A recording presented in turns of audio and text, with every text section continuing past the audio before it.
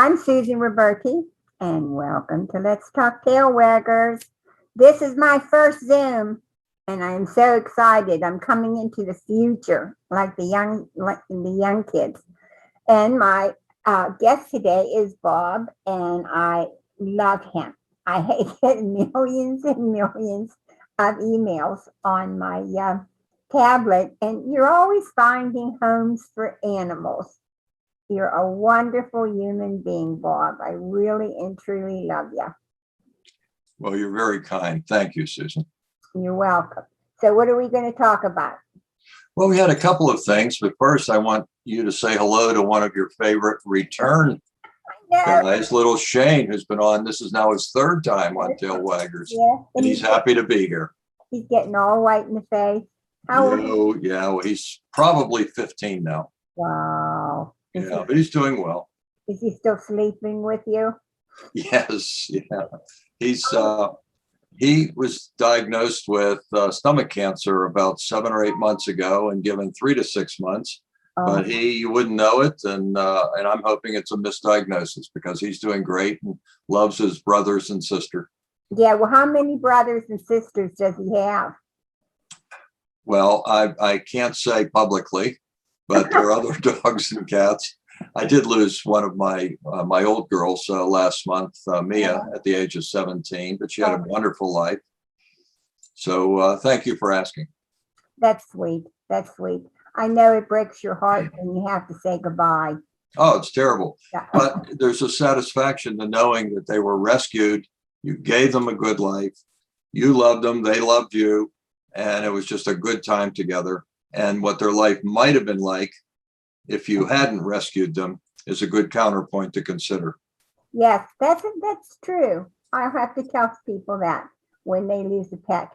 Right. It just, it's so hard to say goodbye to a friend, and I can't talk about it even. Oh, yeah. So let's talk about something pleasant.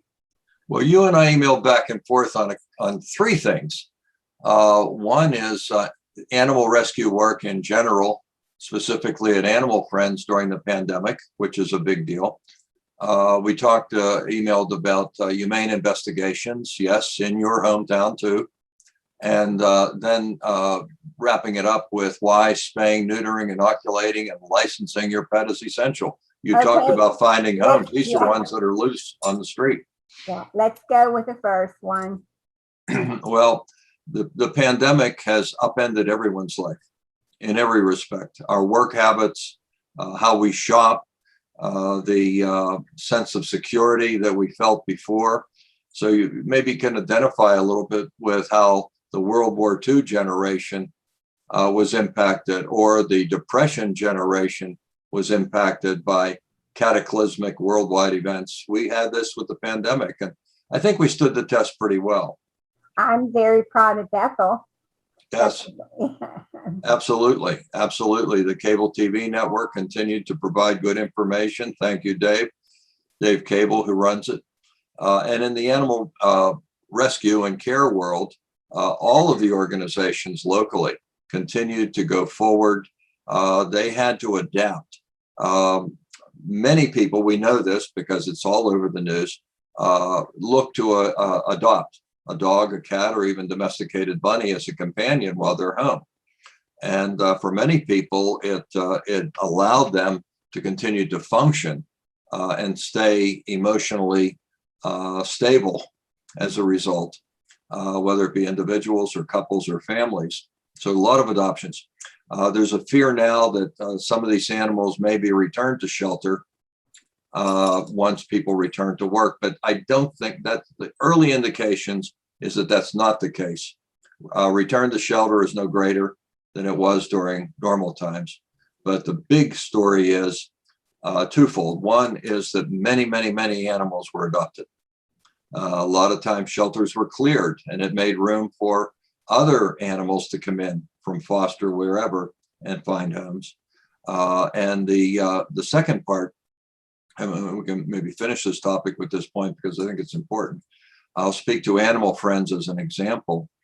We realized that we had critical care activities, adoptions, intake, medical care, We had to get the animals out the dogs to be walked, the cats to be socialized and cleaned, and the cages and all that.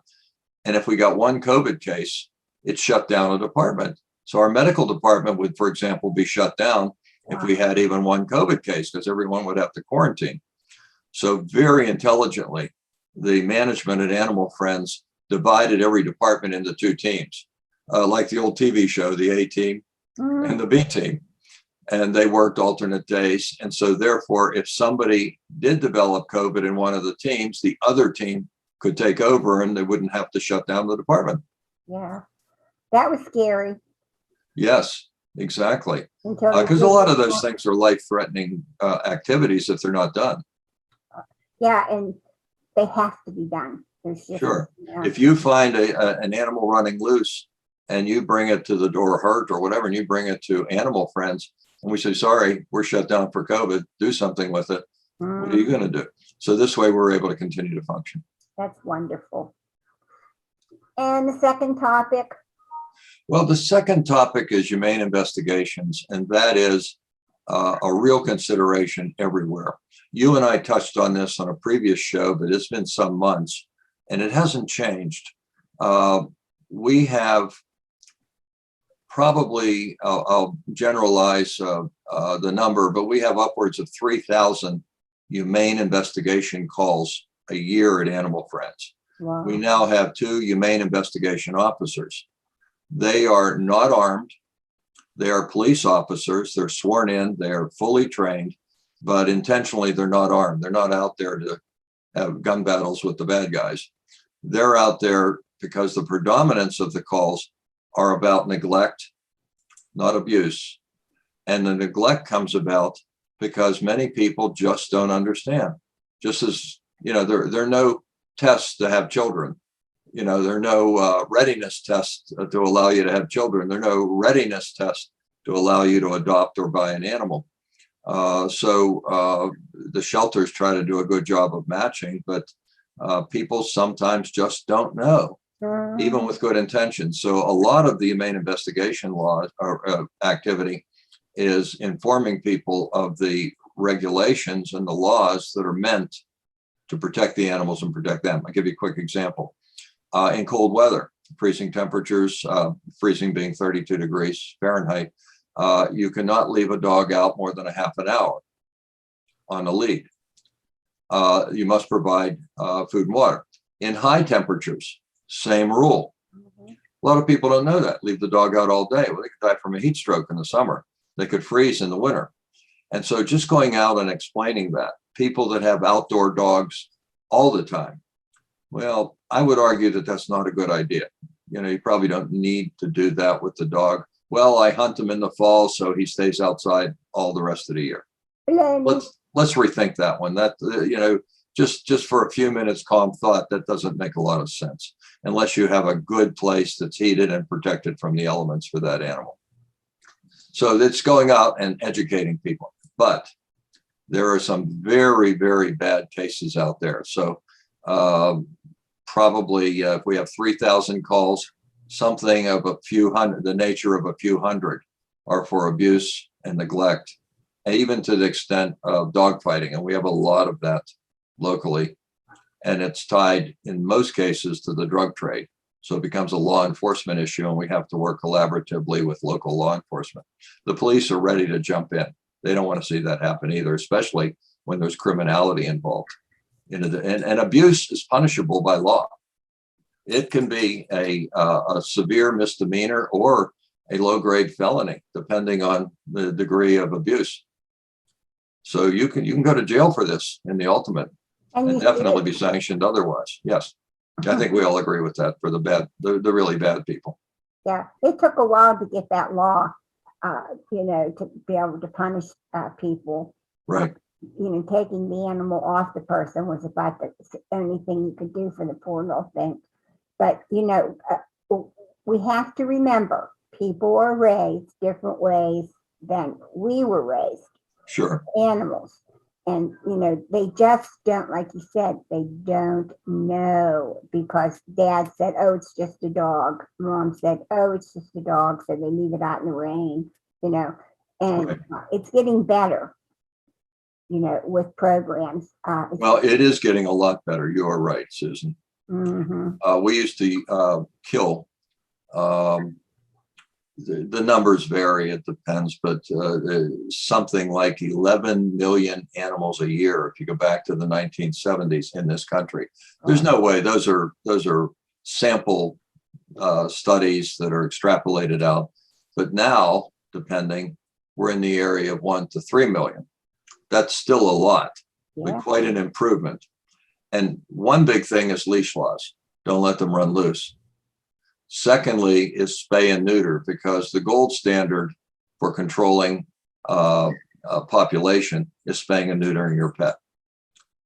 So this doesn't, because a cat or a dog in a full cycle of reproduction can create 55 offsprings during its productive life.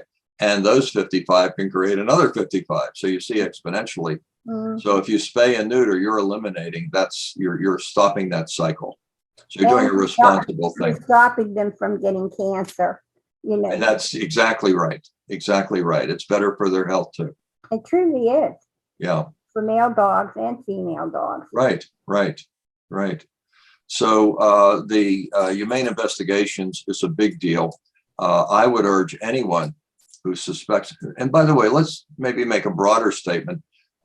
Going back to your point, Susan, we have, I think society is becoming more intelligent, more educated, more aware. Mhm. But having said that, a lot of the formative things that you and I experienced when we were being raised may be missing in some children's upbringing. And we could go sociological as to why that's true.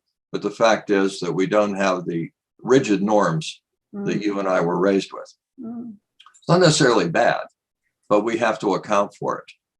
And so therefore, people aren't necessarily as conscientious about their kids, the latchkey kid type of syndrome that might not be properly supervised. Same thing with animals. So it's up to society to put things in place that make it safer for kids, safer for animals. And so it's up to us to report to the proper authorities when you see something. So as the saying goes, if you see something, say something. Mhm. So if you think you see an animal tied out for long hours, report it to not necessarily the police, but humane investigations at one of the major shelters like Humane Animal Rescue Pittsburgh in the East End or Animal Friends Camp Horn Road. And there are other humane investigators available, but wherever it's local to you, or just simply animal control. Bethel Park has a very caring, humane animal control contractor. That wasn't true decades ago. Today it's true. Yeah. And so you've got to report that, and they should go out and do, even the police, if you see something that's abusive, the police have to intervene. So be that person who stands up for the child or the animal when you think something's going wrong. What else can we talk about? Well, I think just where we're going together in this whole pandemic thing with our animals. Yeah. I think that having a living being in your home, again, when I'm walking dogs in South Park, my dogs like to go to South Park because they like seeing the other dogs. Oh, They have plenty of room to run and Yeah. chase the squirrels and rabbits in the yard. They never catch them, but they love chasing them. So they get plenty of exercise. But going to South Park, they get a chance to meet other dogs and greet and wag their tails, and that's always good for them. Plus, smell different smells. But in that walking, I'm oftentimes talking to usually retired people, maybe a retired couple, retired person, and they'll stop and pet my dogs, and we'll talk, and safe distance and all that sort of thing. But they'll say, "Yeah, I had a dog, and now I'm just not sure." Well, a couple of things. One is there are a lot of dogs and cats that need you, and even domesticated bunnies. They need you. And frankly, if you took the time to stop and speak wistfully to me about your former pets and pet mine, then you need them too. So it's a good match, right? Yeah. And but a lot of times people will say to me, well, I'm older, I'm whatever age, I don't know if I'm going to outlive the dog. Well, Animal Friends has a program called the Lifesaver Society. And if you leave a certain amount of money, and you can find it on Animal Friends website, which is thinkingoutsidethecage.org, then Animal Friends guarantees admission. Animal Friends is a no-kill shelter, as many are, guarantees admission, and will do its usual good evaluation of a potential adopter. Will also check in periodically with the adopter over time because circumstances change, and will guarantee that your animal will never be euthanized for financial reasons. Animal Friends will underwrite, the knee surgery or whatever the case might be. So an older person should not feel hampered and go ahead and fulfill their desire to bring in a new companion into the home, and especially if they lock into Lifesaver. That is excellent for people to know, because I have some friends, I'm 74, and I have some friends that would like to get another pet, but they say, well, if something happens to me, who's going to take care of it? Right. And you answered the question. Well, I have 2 daughters locally and 1 in Denver, and they're big animal people too. And they are the first recourse if something happens to me or my dogs and cats. But yet I have the Lifesaver Society written into my will if my girls can't take them, because they may be full up, or they may have a dog that doesn't like cats, or they may, whatever the case might be. So Lifesaver Society can be a backup in someone's will if family members aren't able. And then you've got peace of mind. Go ahead and adopt and enjoy the animal. Yeah, that's a wonderful, wonderful thing. People, I tell them when they get a puppy or any animal, this is forever, lifetime. And Right. You really have to think ahead. Right. You just can't say, oh, how cute and precious or whatever. It's a job, but it's a rewarding job. It's like taking care of a child. Right. And most of the time, I think people work through it, very Sure well. they do. Yeah, but this is nice now for the people to know that Right. Animal Friends will take care of it, or there's another place that will take care of them. Exactly. Now, sometimes people have to give up their animals. Some of my animals came from people who went into a nursing home. They couldn't care, or their physical condition became such that they couldn't.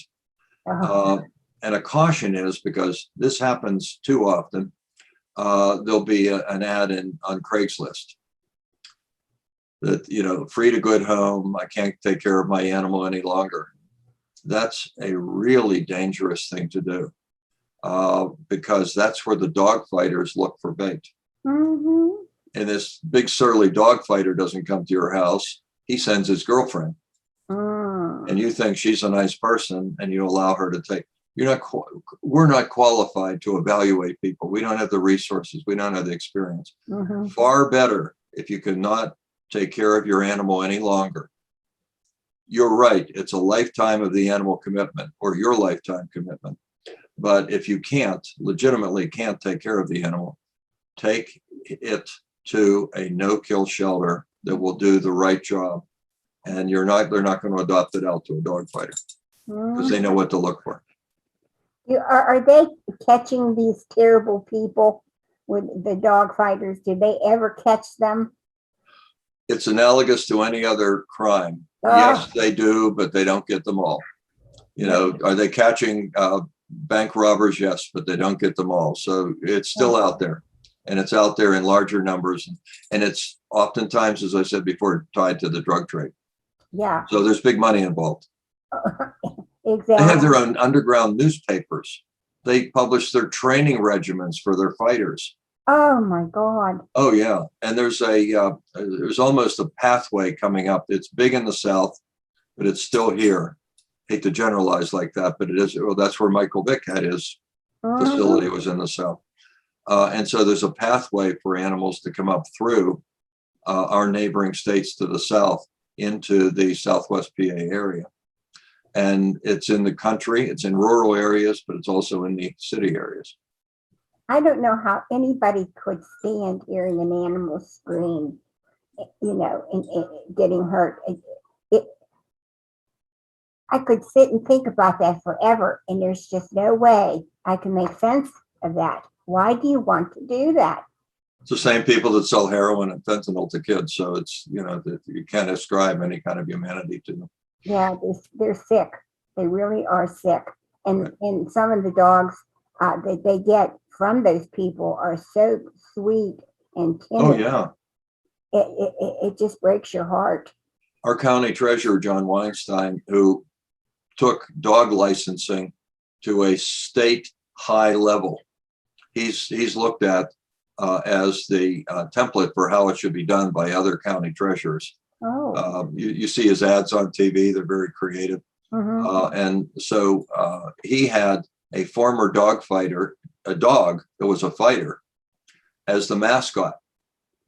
And this dog died at close to the age of 20, but she had scars all over her. But she was, to your point, Susan, was the sweetest, nicest dog. She became the poster child for the ARF, Allegheny Abused Animal Relief Fund, where we put extra money in our dog licensing that goes to help animals like that. She became the therapy dog that went to the schools.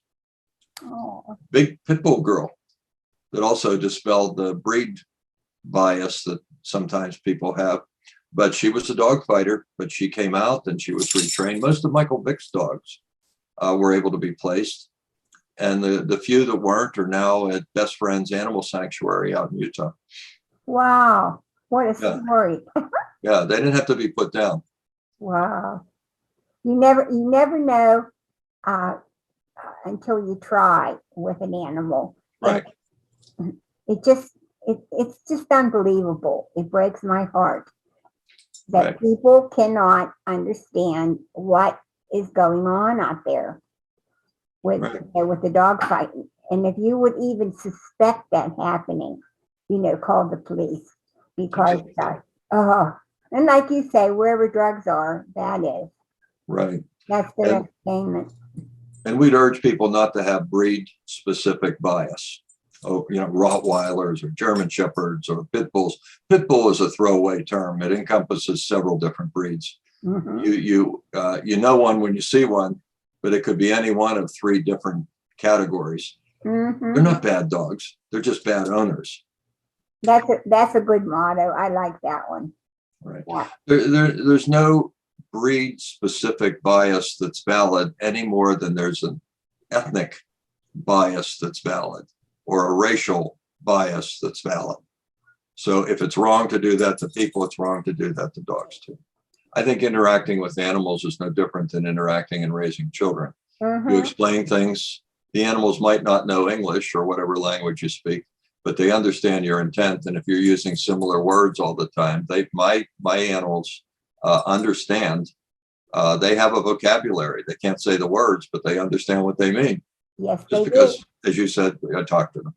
You do. You have to bring them into your life. Really bring them in there. And once they learn the word no when they're little, then and their name, then you're on your way.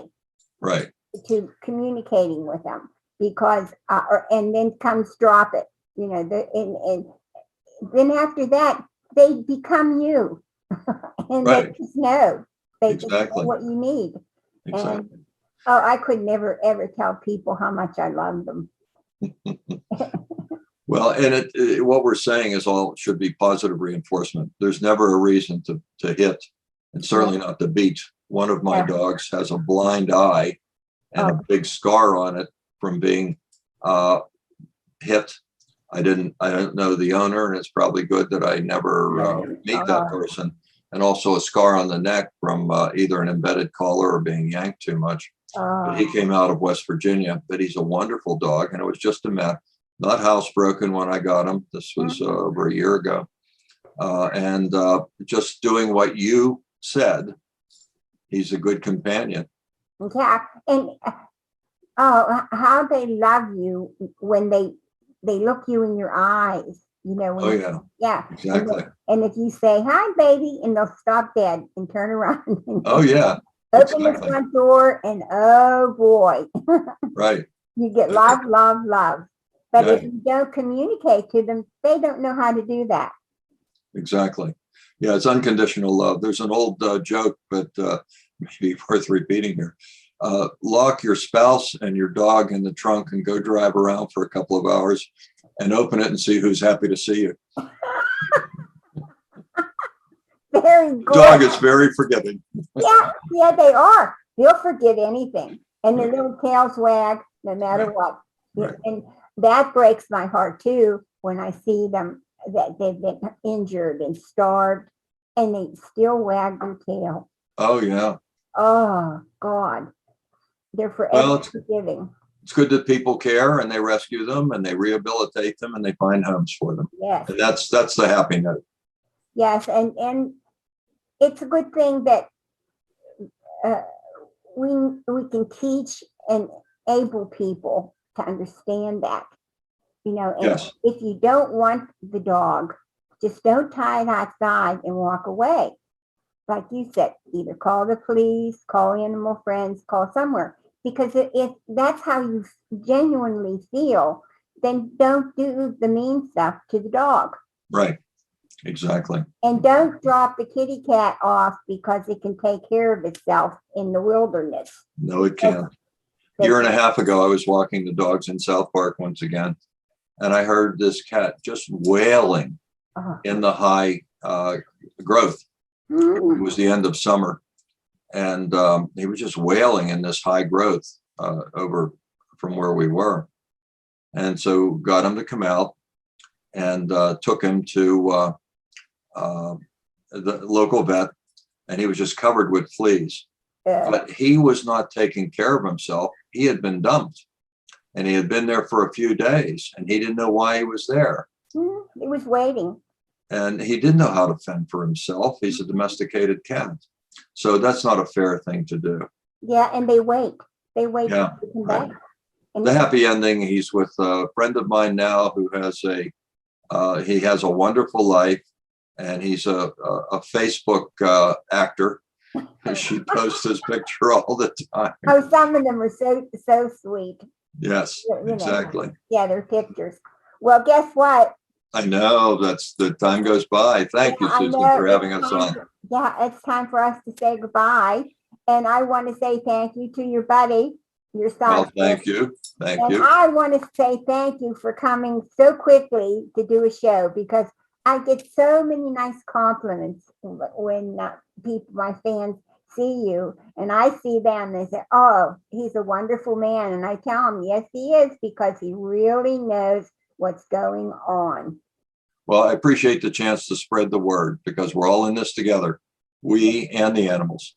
Yes, Thank you, Well- Susan. You do wonderful work here. You get the message out. I Thank you try. for doing it. Oh, thank you for doing what you do. And I love you all at home. Thank you for the dear and sweet things that you say to me. This pandemic really was scary, and I didn't get to do shows for 2 months or 3 months, but I did do them out in the backyard, you know, in the summer, so we could continue on. But thank you, Bethel, for being so strong and doing and helping people. We are neighbors, and we do need one another.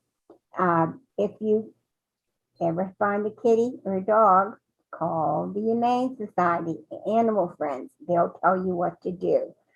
I love you. And most of all, thanks from all the tail waggers.